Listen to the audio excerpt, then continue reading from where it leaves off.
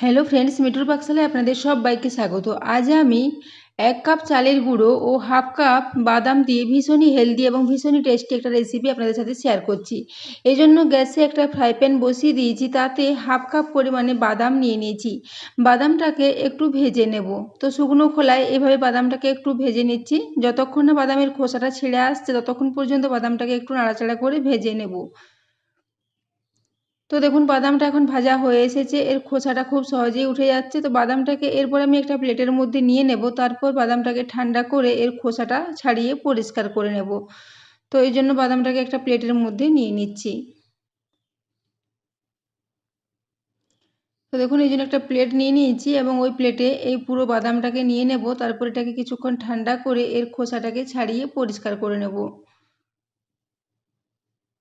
তো দেখুন এরপর আমি খোসাটাকে খুব ভালো করে ছাড়িয়ে পরিষ্কার করে নিয়েছি। এরপর এটাকে একটা মিক্সিং জারের মধ্যে দিয়ে গুঁড়ো করে নেব। তো মিক্সিং জারের মধ্যে পুরো বাদামটা নিয়ে নিয়েছি। তো এই মিক্সিং জারটার মধ্যে আমি জিরে গুঁড়ো করেছিলাম, তো সেই জিরে গুঁড়োরই কিছুটা লেগে আছে। এই মিক্সিং জারটাতেই আমি নিয়ে নিলাম বাদামটা। তো বাদামটাকে দিয়ে একটু বেশ ভালো করে এটাকে গুঁড়ো করে নিয়েছি। তারপর একটা পাত্রের মধ্যে সমস্ত বাদামের গুঁড়োটাকে নিয়ে নিলাম। এরপর এখানে বাদামটাকে একটু খুব ভালো করে মিশিয়ে নিচ্ছি। তো দেখুন এটা খুব ভালো মতো গুঁড়ো হয়ে গেছে। এরপর এখানে নিয়ে নিচ্ছি মেজারিং কাপ মেপে 1 কাপ পরিমাণে এখানে চালের গুঁড়ো। এখানে আমি আতপ চালের গুঁড়ো ব্যবহার করেছি, আপনারা চাইলে এখানে যে কোনো চালের গুঁড়ো ব্যবহার করতে পারেন। তো এরপর এর সাথে নিয়ে নিচ্ছি হাফ চা চামচ পরিমাণে চিলি ফ্লেক্স। এখানে চিলি ফ্লেক্সের পরিবর্তে আপনারা কাঁচা লঙ্কা কুচোনো ব্যবহার করতে পারেন বা লঙ্কা গুঁড়োর ব্যবহারও করতে পারেন। তো এরপর এখানে স্বাদ মতো একটু লবণ দিয়ে দিলাম। ওই সাথেই এখানে দিয়ে দেব কিছুটা কসুরি মেথি। কসুরি মেথি দিলে এর ফ্লেভারটা খুবই ভালো হবে। তবে কসুরি মেথির পরিবর্তে আপনারা কুচোনো ধনেপাতাও এখানে দিতে পারেন। তো দেখুন এরপর আমি পুরো কসুরি মেথিটাকে দিয়ে দিলাম, প্রায় 1 চা চামচ পরিমাণে নিয়েছিলাম।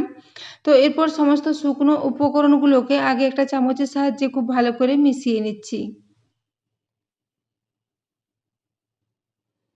তো দেখুন চামচে করে সমস্ত শুকনো উপকরণগুলোকে মিশিয়ে নিয়েছি। এরপর এটাকে একটু জল দিয়ে মেখে নেব। তো দেখুন এরপর এটাকে আমি জল নিয়ে নিচ্ছি। মেজারিং কাপ মেপে 1 কাপ পরিমাণে জল নিয়েছি, তারই অর্ধেকটা পরিমাণে জল এখানে দিলাম। এই জলটা দিয়ে এরপর এটাকে খুব ভালো করে মেখে নেব। একটা বেশ নরম ডো মতো এটাকে তৈরি করে নেব। তো দেখুন হাফ কাপ জল দিয়েছি, ওই জলটা দিয়ে এটাকে বারবার নাড়াচাড়া করে একটা বেশ ডো মতো করে রেডি করে নিচ্ছি। তো বন্ধুরা আজকে আমি একটা ভীষণই হেলদি ব্রেকফাস্ট রেসিপি আপনাদের সাথে শেয়ার করেছি। এই রেসিপিটা যদি ভালো লেগে থাকে তাহলে অবশ্যই বন্ধুদের সাথে একটু শেয়ার করে দেবেন এবং রেসিপি ভালো লাগলে একটা লাইক করতে ভুলবেন না। তো দেখুন এরপর আমি একটু এটাকে নিয়ে এইভাবে মেখে নিচ্ছি। তো দেখুন এটাকে খুব ভালো করে মেখে একটা ডো মতো রেডি করে নিচ্ছি। তো বন্ধুরা আমি আজকে একটা সম্পূর্ণ নতুন ধরনের রেসিপি আপনাদের সাথে শেয়ার করেছি। রেসিপি যদি ভালো লাগে অবশ্যই চ্যানেলটি সাবস্ক্রাইব করে আমার পাশে থাকবেন এবং পাশে থাকা বেল আইকনটি অবশ্যই প্রেস করে রাখবেন, তাহলে আমি যে কোনো নোটিফিকেশানই ছাড়ি না কেন তার সবার আগে আপনার কাছে পৌঁছে যাবে। তো দেখুন এখন এটা বেশ ভালো ডো মতো হয়ে গেছে। তো এখানে দেখুন এটাকে খুব সুন্দর একটা ডো মতো রেডি করে নিয়েছি। এরপর হাতটা একটু পরিষ্কার করে ধুয়ে নেব এবং হাতে একটু তেল মাখিয়ে নেব। তো দেখুন এখানে আমি যে 1 কাপ জল নিয়েছিলাম তার অর্ধেকটা পরিমাণে জল লেগেছে, বাকি অর্ধেকটা লাগেনি, সেটাকে এখন রেখে দিলাম। এদিকে আমি হাতটা ধুয়ে নিয়েছি, তারপরে একটা ছিদ্রযুক্ত থালার মধ্যে কিছুটা তেল মাখিয়ে নিয়েছি।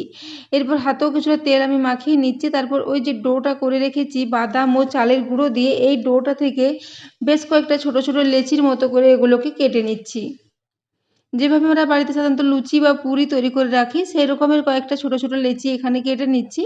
তবে এটা দিয়ে একদমই লুচি বা পুরি তৈরি করব না, এটা একটা অন্যরকম রেসিপি তৈরি করব। তো বন্ধুরা আজকের এই রেসিপিটা আপনাদের কেমন লেগেছে কমেন্ট করে জানাতে ভুলবেন না।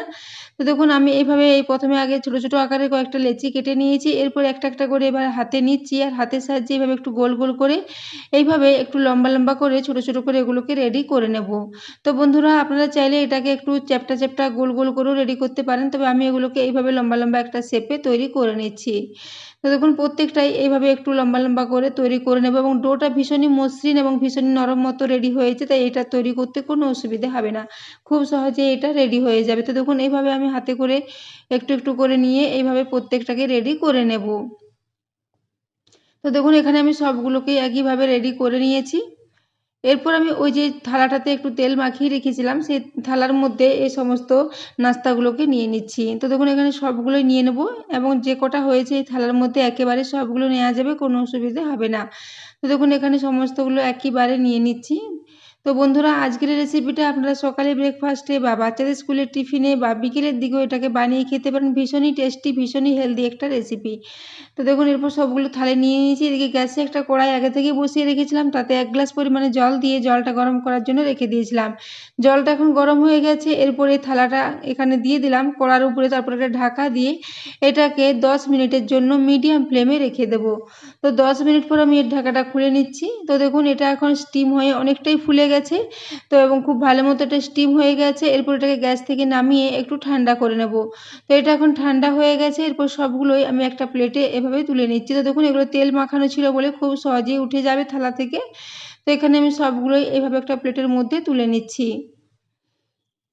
তো বন্ধুরা আজকের রেসিপিটা আপনারা বাড়িতে অবশ্যই ট্রাই করবেন। ভীষণই টেস্টি, ভীষণই হেলদি একটা রেসিপি। দেখুন এরপর সবগুলো এখানে নিয়ে নিয়েছি। তো বন্ধুরা আপনারা চাইলে এগুলোকে এইভাবে যেকোনো চাটনির সাথে সার্ভ করতে পারেন, খেতে দুর্দান্ত লাগবে। দেখুন এগুলো ভীষণই সফট মতো রেডি হয়েছে, তবে আমি এগুলোকে একটু তেল দিয়ে হালকা করে ফ্রাই করে নেব। খুব বেশি তেল না, প্রায় 1.5 চা চামচ পরিমাণে একটু তেল দিয়ে দিয়েছি। এই সাথে দিয়ে দিচ্ছি কালো সর্ষে 1/2 চা চামচ পরিমাণে। এর সাথে দিয়ে দেবো 1 চা চামচ পরিমাণে এখানে সাদা তিল। সাদা তিল দিলে টেস্টটা ভীষণই ভালো লাগবে এবং সাদা তিল আমাদের শরীরের পক্ষে ভীষণই উপকারী। এবং এর সাথে নিয়ে নিচ্ছি প্রায় 10 থেকে 12টা মতো কারি পাতাকে ছোট টুকরো করে কেটে রেখেছিলাম, সেই কারি পাতার টুকরোটা এখানে দিয়ে দিলাম। এরপর একটা হাতার সাহায্যে এগুলোকে একটু তেলের মধ্যে দিয়ে নাড়াচাড়া করে ভেজে নেব। তো দেখুন এটা এখন খুব সুন্দর মতো একটা ফ্লেভার বেরিয়েছে কারি পাতা এবং সাদা তিলের। তো এরপর এটাকে দেখুন সমস্ত নাস্তাগুলো এরপর একই সাথে এর সাথে দিয়ে দিলাম। এরপর এই কড়াটাকে ধরে এইভাবে একটু নাড়াচাড়া করে এগুলোকে প্রায় 1 থেকে 1.5 মিনিটের জন্য একটু এইভাবে ফ্রাই করে নেব। তো তাহলে এটার টেস্টটা ভীষণই ভালো হবে। সাদা তিল ও কারি পাতা দেওয়ার জন্য এর ফ্লেভারটাও খুবই ভালো হবে এবং খেতে ভীষণই টেস্টি হবে। তো দেখুন এইজন্য 1 থেকে 1.5 মিনিট পর্যন্ত একদম মিডিয়াম ফ্লেমে এগুলোকে একটু নাড়াচাড়া করে নিয়েছি। এরপর এগুলোকে আমি একটা প্লেটের মধ্যে নিয়ে নেব। তো দেখুন এগুলো খুব ভালো মতো ফ্রাই হয়ে গেছে। এরপর একটা প্লেটের মধ্যে সবগুলোই নিয়ে নিচ্ছি।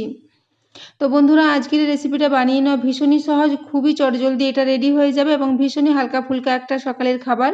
তো দেখুন এরপর আমি সবগুলো প্লেটে নিয়ে নিয়েছি। এরপর এটাকে আমি বাড়তে থাকা ফ্রেশ টক দইয়ের সাথে সার্ভ করেছি। আপনারা চাইলে এগুলোকে নারকেলের চাটনি বা বাদামের চাটনি যেকোনো কিছুর সাথে সার্ভ করতে পারেন।